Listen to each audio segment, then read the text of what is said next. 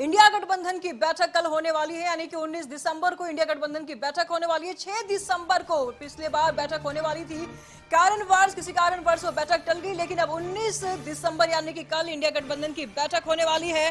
पटना, बेंगलुरु और मुंबई के बाद अब इंडिया गठबंधन के नेता दिल्ली में जुटने वाले हैं। तो मुद्दा होगा मोदी को मात देने का। 19 दिसंबर को कॉन्स्टिट्यूशन क्लब में मीटिंग होने वाली है, जिसमें कांग्रेस अध्यक्ष मल्लिकार्जुन खड़गे, नीतीश कुमार, लालू यादव सहित कई बड़े नेता शामिल होने वाले हैं। बताया जा रहा है कि 28 पार्टियों के नेता बैठक में मौजूद रहेंगे।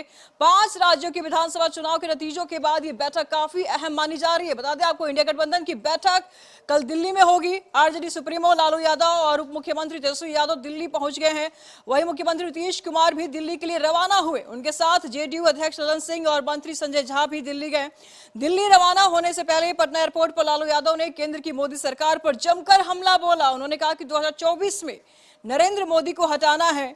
दिल्ली पहुंचकर लालू यादव ने यही बात दोहराई। तेजस्वी यादव ने कहा कि मजबूती से सब मिलकर के चुनाव लड़ेंगे। उन्होंने क्षेत्रीय पार्टियों की मजबूती की बात दोहराई। नीतीश कुमार की भूमिका पर तेजस्वी कोई जवाब नहीं दे पाए। इतना ही कहा कि सबकी भूमिका एक ही है, केंद्र की मोदी सरकार को हटाना है। क्या कुछ कहा, सुनिए आप फिर। रोज यही बात तुम पूछते हो, नरेंद्र मोदी बोल रहा है, क्या है नरेंद्र मोदी? यही है, जानते हैं आपको, पुराना बोल रहा ही हो जाए। आएंगे तो आओ,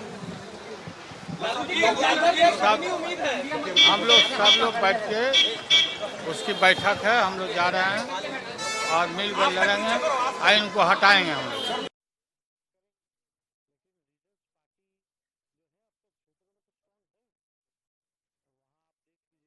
रीजनल्स पार्टी वहाँ भाजपा है ही नहीं, तो मजबूती के साथ अब most of the regionals party अब दी इंडिया ला। तेजस्वी जी, नीतीश कुमार की बैठक में क्या होगी? तेजस्वी जी, नीतीश कुमार की भूमिका इंडिया गठबंधन में क्या होगी? कैसे देखते हैं आप नीतीश कुमार की भूमिका पर इंडिया गठबंधन में? आप भूमिका सबकी एक ही है और सबका एक ही मकसद है कि फिरकाप्रस्त शक्तियों को हम लोग जो है सत्ता से बेदखल इन लोगों को करें। इस पर तमाम जानकारी के लिए संपादक अशोक मिश्र जी इस वक्त हमारे साथ बने हुए हैं। अशोक जी, कल इंडिया गठबंधन की बैठक है, मीटिंग है और काफी महत्वपूर्ण ये बैठक मानी जा रही है। विधानसभा चुनाव के जो रिजल्ट्स आए 5 राज्यों के बाद, उसके बाद ये मीटिंग काफी महत्वपूर्ण माना जा रहा है। क्या कुछ निष्कर्ष निकल के आ सकते हैं इस बैठक से? बिल्कुल, देखिए 3 बैठक पहले हो चुकी है और ये तीनों बैठक, सबसे पहली बैठक 23 जून को हुई थी पटना में, जो नीतीश कुमार ने बुलाई थी।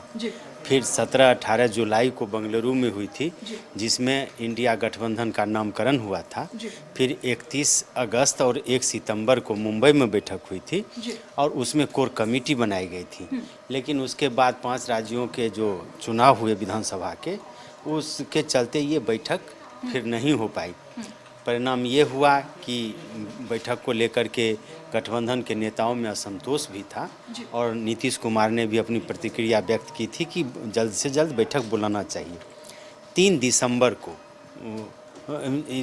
4 राज्यों के जो विधानसभा के चुनाव परिणाम जिस दिन घोषित हो रहे थे, उसी दिन मल्लिकार्जुन खड़गे, जो कांग्रेस के राष्ट्रीय अध्यक्ष हैं, उन्होंने घोषणा की थी कि 6 दिसंबर को गठबंधन की बैठक होगी, इंडिया गठबंधन की। लेकिन ममता बनर्जी ने यह कहते हुए पल्ला झाड़ लिया था 5 को कि वो बैठक में शामिल नहीं होंगी, चूँकि उन्हें बैठक की कोई जानकारी नहीं है। यही बात सपा प्रमुख अखिलेश यादव का भी था। नीतीश कुमार की तबीयत खराब थी और हेमंत सोरेन ने अपनी व्यस्तता का हवाला दिया था।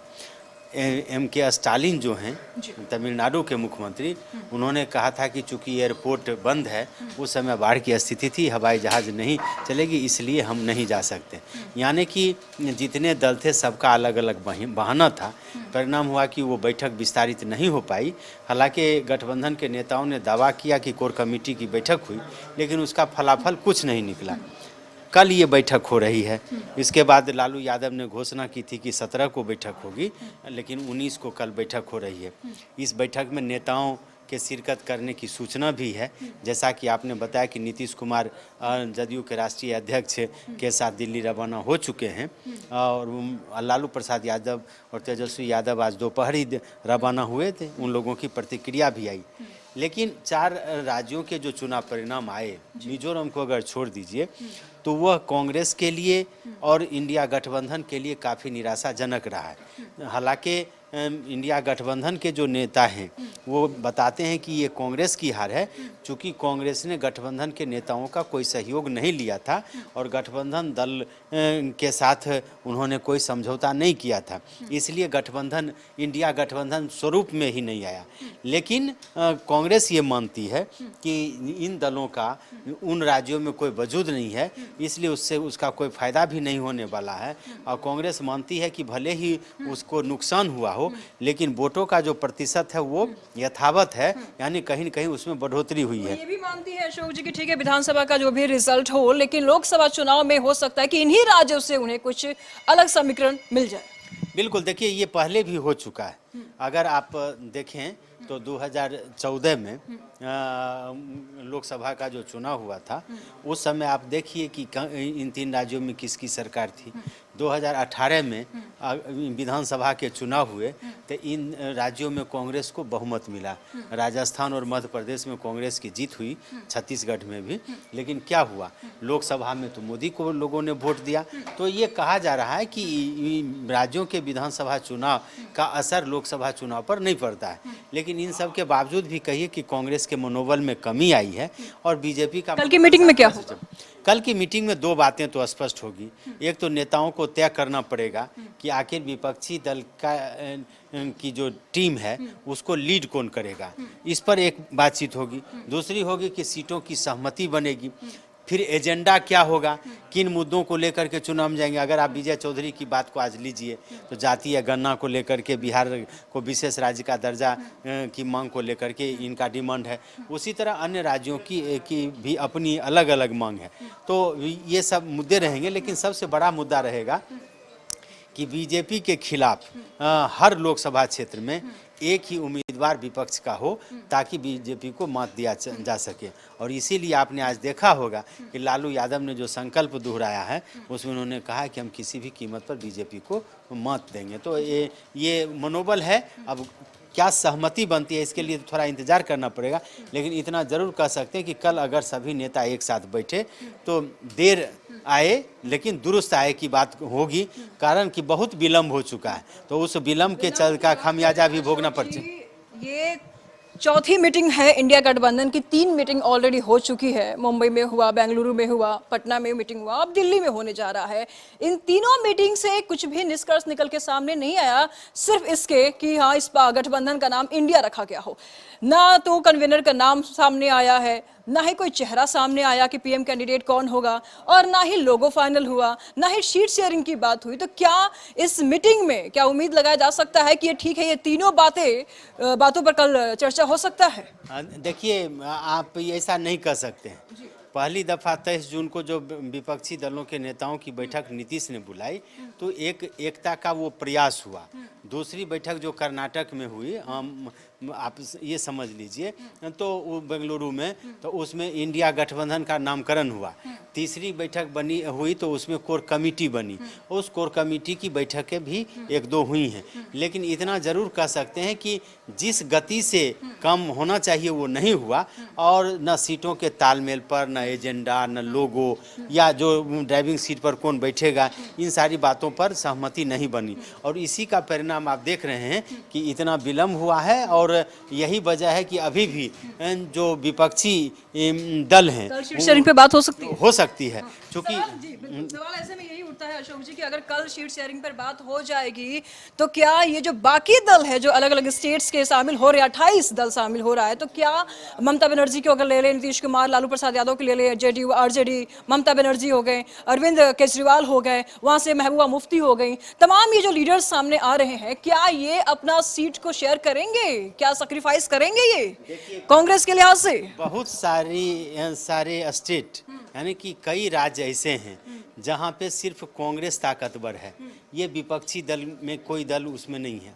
अभी जो 4 राज्यों के चुनाव हुए, उसमें आप देख लीजिए, वहाँ तो जदयू ने भी मध्य प्रदेश में अपनी उम्मीदवारी दी थी, आप देख लीजिए कि समाजवादी पार्टी ने भी दी थी, क्या हो गया।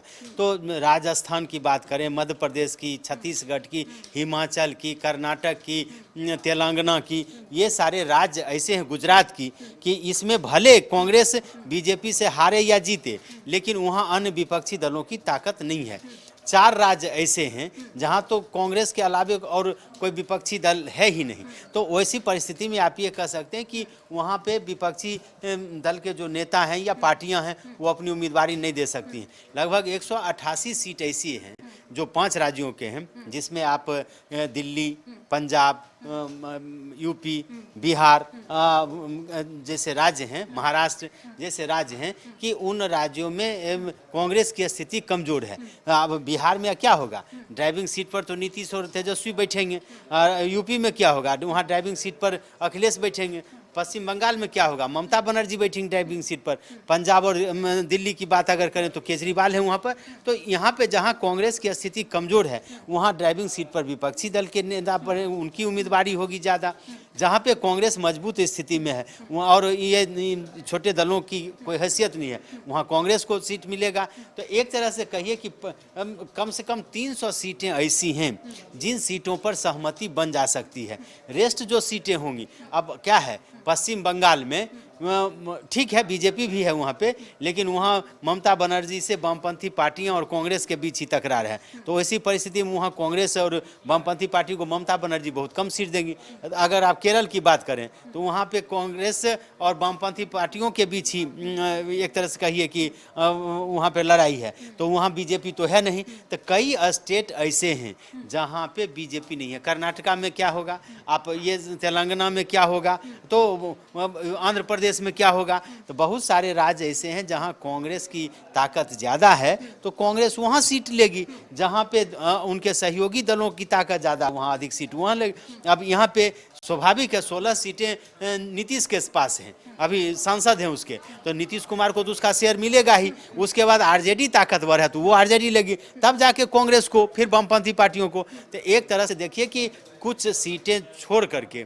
अधिकांश सीटों पर सहमति बन सकती है, और जिनकी जहां ज़्यादा ताकत होगी उनको उतना वहां पे ज़्यादा सीट मिलेगा। अशोक जी, जब जब इंडिया गठबंधन ने मीटिंग की है तब तब एनडीए ने भी कोई ना कोई कार्यक्रम किया है, और हमेशा से ही एनडीए के ऊपर ये आरोप लगता है, विजुअल दिखाया जाए, आरोप लगता रहा है अशोक जी कि मीडिया को डाइवर्ट करने के लिए एनडीए इस प्रकार के कार्यक्रम का आयोजन करती है। अब देखिए विजुअल में देखते हैं, ये देखिए, ये 17 तारीख का ये विजुअल है अशोक जी। ये इंडिया गठबंधन मीटिंग कर रही है, तो उस वक्त पैरेलल ही एनडीए भी मीटिंग बुलाती है, और साथ ही साथ आगे के जितने भी मुंबई हो गया, बेंगलुरु हो गया, पटना हो गया, जब भी उन्होंने मीटिंग किया है कोई ना कोई बीजेपी का कार्यक्रम रहता है, और बीजेपी के ऊपर हमेशा से यही आरोप लगता है कि ये मीडिया को, जी तस्वीर आप साफ तौर पर देख पा रहे हैं, मीडिया को हाईजैक करने के लिए, मीडिया को डाइवर्ट करने के लिए, अपने तरफ करने के लिए बीजेपी इस तरीके के स्टंट का फायदा उठाती है, स्टंट अपनाती है। क्या कुछ कहेंगे आप इस पे? देखिए, बीजेपी के मामले में आप ये कहिए कि बीजेपी हर कार्यक्रम रणनीति के तहत करती है, और यही वजह है कि बीजेपी सालों भर चुनावी मोड में रहती है। बीजेपी को बैठक बुलाने में भी कोई देर नहीं लगती है, लेकिन अब बीजेपी को बैठक बुलाने की ज़रूरत नहीं है, इसलिए कि बीजेपी ये मानती है कि 3 राज्यों में जो चुनाव उसके पक्ष में आए हैं उससे साफ जाहिर है कि इंडिया गठबंधन या कांग्रेस की हैसियत अब वैसी नहीं है कि नरेंद्र मोदी को मजबूती से टक्कर दे सके। हाँ, पहली बैठक जब पटना में बुलाई गई थी 23 जून को, तो उसमें बीजेपी के नेताओं को ये संशय था कि विपक्षी दल के नेता एकजुट हुए कि नहीं होंगे। 5 राज्यों के मुख्यमंत्री भी जुटे थे इसमें।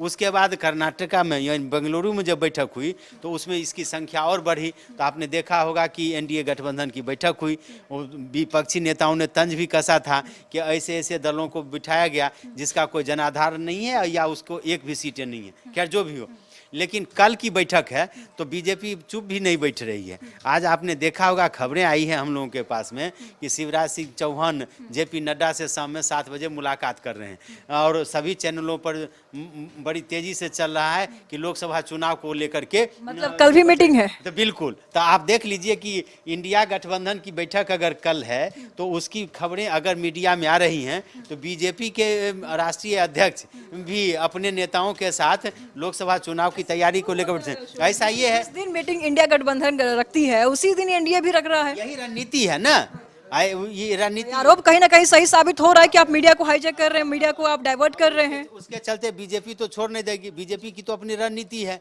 और सुर्खियों में बने रहना है तो उसके लिए तो वो तैयारी करेगी। अपने विरोधियों को पूरे मीडिया प्लेटफॉर्म पर कैसे खुला छोड़ देगी? वैसी परिस्थिति में बीजेपी तैयारी करती ही है और उम्मीद रखिए अभी कुछ देर बाकी है। हो सकता है कि कल दोपहर तक आपको कुछ बड़ी खबर मिल जाए कि आज भी एनडीए गठबंधन के नेताओं की बैठक हुई और ये रणनीति तय हुई या बीजेपी की इतनी बड़ी बैठक हुई। तो इतना जरूर कह सकते हैं कि चुनावी मोड में दोनों गठबंधन है। इंडिया गठबंधन थोड़ा देर से ही सही लेकिन जगा है। इस जगने का लाभ क्या होगा ये तो कल पता चलेगा, लेकिन फिलहाल कह सकते हैं कि जो ये शिकायतें थी कि इंडिया गठबंधन में बड़े नेता शामिल नहीं हो रहे हैं, तो नीतीश और लालू पहले ही रवाना हो चुके हैं। तो इतना तय है कि इस बार बड़े नेताओं का जुटान होगा और कुछ बड़ी बातें भी होगी।